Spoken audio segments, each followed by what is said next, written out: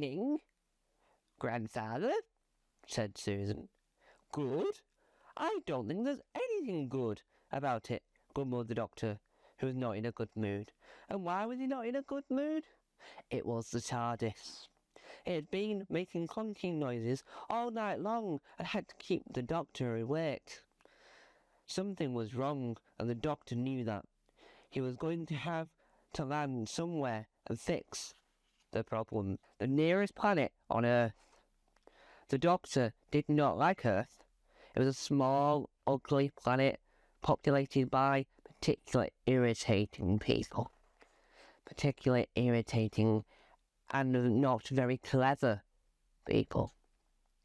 But the doctor had no choice. He and Susan landed in London. The doctor was in one of those moods where he was best left alone. He set about fixing the TARDIS, and he put him in a better mood, which is always better. He whistled as he worked.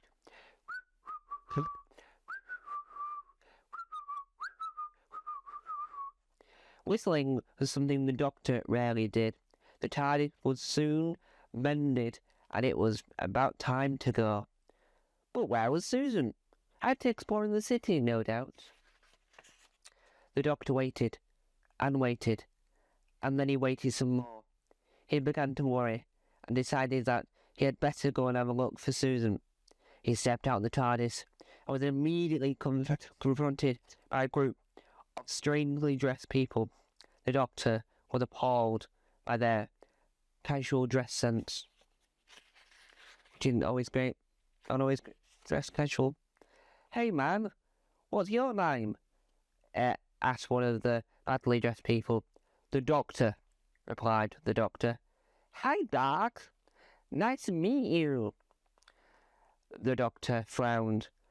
I'm not a doc. I'm the doctor, and I'm a Time Lord. Wow, groovy. The doctor frowned again. Groovy was another word he did not like or appreciated in any matter. The doctor had an awful feeling as all was not well, so he began searching for Susan. As he passed a dark alleyway, a movement caught his eye. There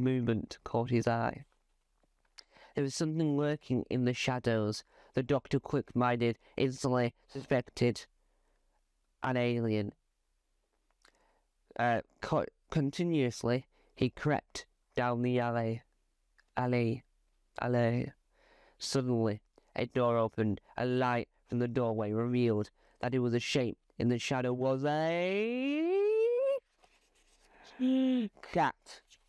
Yes. With a sigh of relief, the doctor returned to the street. He was still troubled. He could not put his finger on it, but he felt a strong sense that something wasn't right. And then he turned the corner and discovered that he was not wrong. He was right. It was a Cyberman. They were in London, and they were not on holiday. The doctor knew the Cybermen well enough to know that they were not sightseeing. The Cybermen were not interested in the changing of the guards. The Cybermen were not interested in the Soviet. What were they interested in that was taking over the world? That's all they wanted to do in life. The doctor ran for his life, and the Cybermen fired their lasers at him. The doctor was not fast. He was far from the fastest thing on two legs, but he could not still outrun the Cybermen. Far from it. In fact, the Cybermen could not run at all. He had to find Susan, and as luck would have it, he found her in the next street. Lucky her, lucky him. She was not listening. She was listening to some music on the radio, pop music. The doctor would not have described pop music as music. He would have described it as noise. The doctor frowned, but it gave him an idea. He made some quick adjustments to the radio. Adjustments to that radio that Susan's got hold of. The radio wave drifted down the street, and effects on the Cybermen were extraordinary. They were thrown into confusion. The wires crossed in their molecular brains. Their legs jerked as their arms whirled. They did not know whether to take over the world or to dance. It was all too much for them. They turned tails and fled their spaceships. The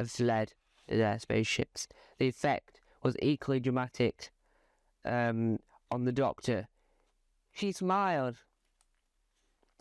"You're smiling," cried Susan in amazement. "Nonsense," he huffed. "Time Lords don't smile." And not for the first time that day, can you guess? That's right. He frowned. What a lovely story. Goodbye.